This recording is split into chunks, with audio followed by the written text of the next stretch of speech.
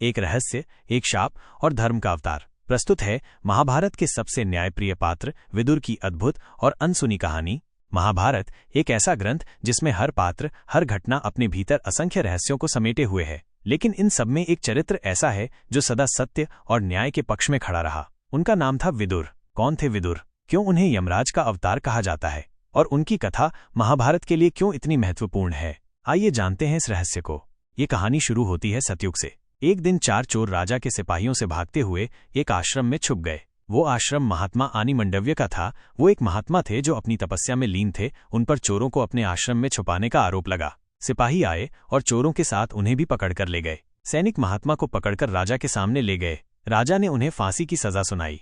लेकिन जब सत्य उजागर हुआ तब महात्मा ने ध्यान लगाया कि यह निर्णय यमराज के कर्मफल निर्णय का परिणाम था। यमराज ने उनके एक छोटे से अपराध को इतना बड़ा बना दिया कि उन्हें फांसी का दंड मिला।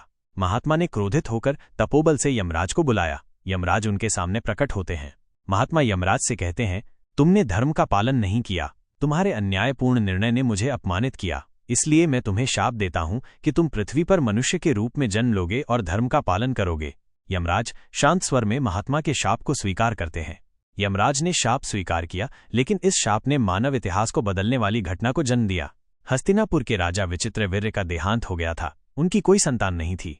हस्तिनापुर के वंश को बचाने के लिए महात्मा व्यास को बुलाया गया। उन्होंने महारानी अंबिका और अंबालिका से संतान उत्पन्न की, लेकिन तीसरे प्रयास से एक दासी के गर्भ से यमराज ने विदुर के रूप में जन्म दिया।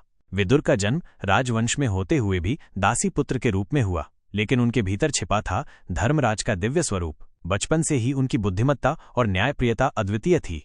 विदुर महाभारत के सबसे न्यायप्रिय पात्रों में से एक थे। वे सत्य और धर्म के मार्ग पर अडिग रहे, चाहे परिस्थिति कितनी भी कठिन क्यों न हो। विदुर ने द्रौपदी के अपमान का कड़ा विरोध किया। उन्होंने सभा में अकेले खड़े होकर अधर्म के खिलाफ अपनी आवाज उठाई। विदुर केवल एक मंत्री नहीं थे, वे महान विचारक और दार्शनिक भी थे। उनकी विदुर नीति आज भी नीति और राजनीति का आधार मानी जाती है। उन्होंने धृतराष्ट्र को कई बार चेतावनी दी, लेकिन अधर्म के पक्ष में खड़े धृतराष्ट्र ने उनकी बात को अनसुना कर दिया। महाभारत युद्ध के बाद विदुर ने अपने शेष जीवन को तपस्या और धर्म के प्रचार में व्यतीत किया। अंततः उन्होंने अपना दिव्य रूप त्याग दिया और यमराज में वापस विलीन हो गए।